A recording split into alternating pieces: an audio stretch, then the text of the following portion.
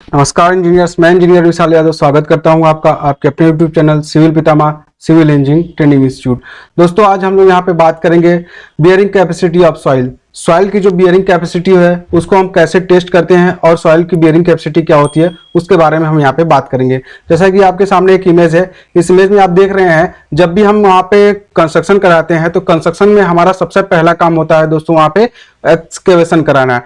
तो दोस्तों, एक्सकेवेशन कराने से पहले तो सॉइल की बियरिंग कैपेसिटी चेक करना हमें जरूरी होता है। और सॉइल की बियरिंग कैपेसिटी चेक करने से पहले हमें ये जानना होता है कि हमारी जो उस सॉइल पे लोड है आनी है, हमारी बिल्डिंग की जो डेड लोड है उसको हमें जानना जरूरी होता है। तो दोस्तों, इसके पहले हमने एक वीडियो बनाई थी जिसमें हमने बिल्डिंग की पूरी डेड लोड कैलकुलेट करना वहां पे जाना था। तो अगर आपने अभी तक वो वीडियो नहीं देखी है तो आप हम डिस्क्रिप्शन में दे देंगे उसका लिंक, आप जाके देख लेंगे या फिर हमारे आई बटन के साथ आप जा सकते हैं। तो दोस्तों, उस वीडियो को देख लेंगे तो ये वीडियो आपको बहुत अच्छे से समझ में आएगी। तो पहले हम रिकमेंड करेंगे पहले वो वीडियो देखें, उसके बाद ये वीडियो आप जरूर से देखें। और इसी के साथ हम ये कहना चाहेंगे, अगर आप हमारे चैनल पे नए हैं तो अगर अभी तक आप हमारे चैनल को सब्सक्राइब नहीं किए तो हमारे चैनल को सब्सक्राइब कर लें। साथ ही दोस्तों, बेल आइकन जरूर दबाएं ताकि कोई भी वीडियो आए तो आप तक सबसे पहले पहुंचे। और दोस्तों, अपने दोस्तों में भी जरूर शेयर करिएगा। तो आइए हम देखते हैं यहाँ पे कि क्या बताया गया है यहाँ पे बियरिंग कैपेसिटी। तो दोस्तों, बियरिंग कैपेसिटी आपकी दो तरीके की होती है, पहला होता है अल्टीमेट बियरिंग कैपेसिटी और दूसरा होता है हमारा सेफ बियरिंग कैपेसिटी। तो आइए जानते हैं हमारा पहले बियरिंग कैपेसिटी क्या होता है। The maximum load per unit area which the soil can bear without any settlement is known as safe bearing capacity of the soil. तो इसमें बताया गया जैसे कि कोई भी आपका जो मैक्सिमम लोड बिल्डिंग का पड़ रहा है उससे आपके सॉइल पे बिना किसी सेटलमेंट के अगर आपकी बिल्डिंग के लोड को वो सॉइल वहां पे बियर कर लेगा तो उसे हम कहते हैं वहां पे bearing capacity of the soil. और दोस्तों, इसी के साथ हम देखते हैं पहला इसमें जो था हमारा अल्टीमेट बियरिंग कैपेसिटी। तो इसमें बताया गया the intensity of loading at the base of foundation eight which soil is fail in shear is called ultimate bearing capacity.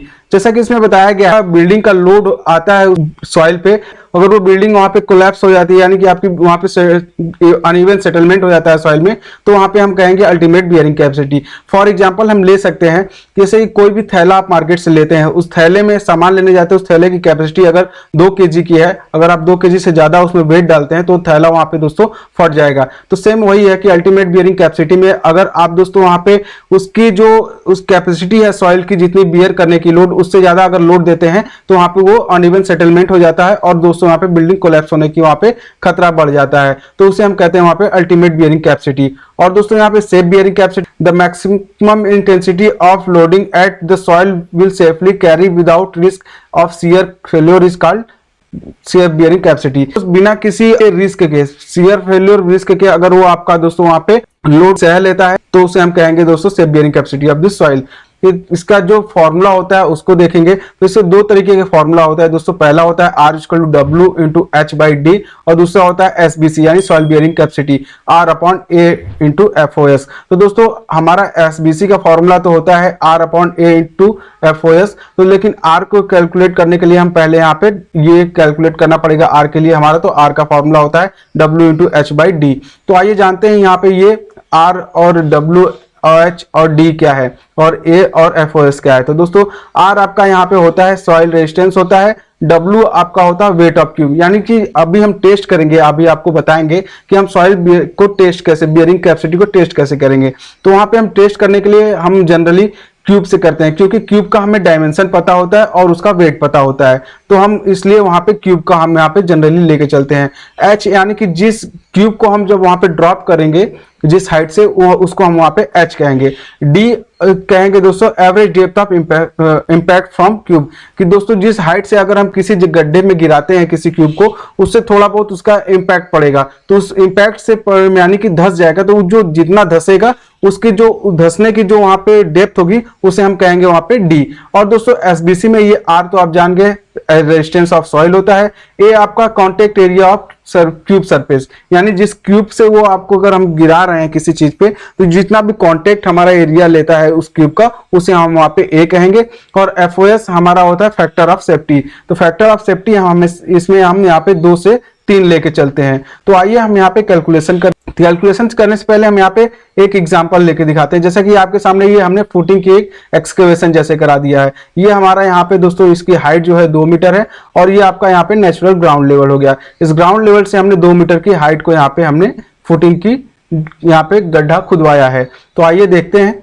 जैसा कि आपके सामने ये गड्ढा हो गया और इस गड्ढे में आपका ये जो हाइट है 2 मीटर हो गया, ये एनजीएल हो गया। तो दोस्तों अब हम यहाँ पे टेस्ट करेंगे कि टेस्ट कैसे करेंगे। तो टेस्ट के परफॉर्मेंस को आप मतलब हम यहाँ पे एक प्रोसेस बता रहे हैं, उस तरीके से आप परफॉर्म करके जान सकते हैं। तो जैसा कि आपके सामने ये हमने एक रेफरेंस लाइन ले लिया है। ये आपका एक मान लीजिए कि अभी तक हमने यहाँ पे गड्ढा नहीं खुदवाया है और उसके बाद आपका 2 मीटर का गड्ढा हो जाएगा। तो यहाँ पे एक क्यूब लेते हैं। जैसा कि आपके सामने एक ये क्यूब हो गया।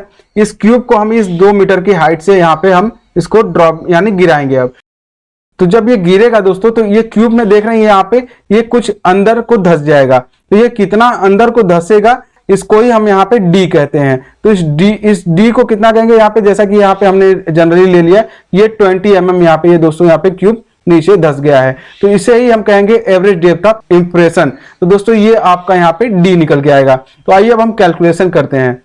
तो कैलकुलेशन करने के लिए हमारे पास ये फॉर्मूला हो गया। तो इस फॉर्मूले में आप देख रहे हैं R = W × H/D। तो दोस्तों यहाँ पे आपका W निकालने के लिए आपका फॉर्मूला होता है। W का फॉर्मूला जैसा कि आपको सभी को पता है, किसी भी चीज का वेट निकालना होता है तो उसका फॉर्मूला होता है वॉल्यूम इंटू डेंसिटी। तो आइए हम वहां पे वॉल्यूम निकालते हैं। जैसा कि आपके सामने इस क्यूब से ही हम टेस्ट किए हैं। तो इस क्यूब का वॉल्यूम निकालने के लिए हमारा लेंथ आपका हो जाएगा 150 mm और आपका विड्थ हो जाएगा 150 mm और इसकी जो हाइट है 150 mm।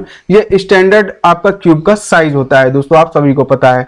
तो दोस्तों जब इसको निकालेंगे, हम कैलकुलेट करेंगे तो सारी वैल्यूज हमारी मीटर में है। तो इसको भी जब आप मीटर में कन्वर्ट करेंगे तो हो जाएगा आपका 0.150 मीटर और 0.150 मीटर इंटू 0.150 मीटर। ये आपका वॉल्यूम कैलकुलेशन हो रहा है दोस्तों इस क्यूब का, इस मीटर में कन्वर्ट किया। और ये 2400 kg पर मीटर क्यूब, यानी दोस्तों ये आपका पीसीसी होता है। आपको क्यूब सभी को पता है, क्यूब में रेनफोर्समेंट का यूज नहीं होता है, तो क्यूब आपका पीसीसी हो गया। तो पीसीसी का जो आपका डेंसिटी होता है वो होता है 2400 kg पर मीटर क्यूब और आपका दोस्तों आरसीसी का होता है 2500 kg पर मीटर क्यूब। तो ये आपका डेंसिटी ऑफ पीसीसी हो गया। और दोस्तों इसको जब आप सॉल्व करेंगे तो आपकी वैल्यू निकल के आ जाएगी। इसको जब आप सॉल्व करेंगे तो आपके आ जाएगा 0.003 मीटर क्यूब और दोस्तों डेंसिटी से आप इसके मल्टीप्लाई करा देंगे 8.1 kg। तो दोस्तों ये निकल के आ जाएगा आपका यहाँ पे W यानी वेट। और दोस्तों इस तरीके से इस फॉर्मूले में जब इस वैल्यू को आप पुट कर देंगे तो आप आसानी से निकाल लेंगे कि आपकी कितनी R की वैल्यू आएगी।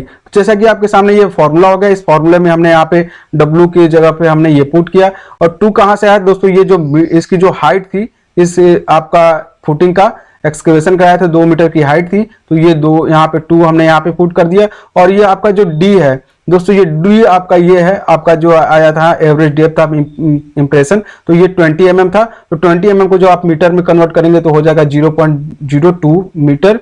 और दोस्तों जब इसको आप सॉल्व करेंगे तो आपकी वैल्यू आ जाएगी 810 kg यानी 810 kg आपकी आर की वैल्यू आ गई। तो दोस्तों इस तरीके से हम आर निकाल लिए। अब निकालेंगे हम दोस्तों यहाँ पे एसबीसी। तो एसबीसी का आपका फॉर्मूला पता है दोस्तों आपको, R/A × FOS।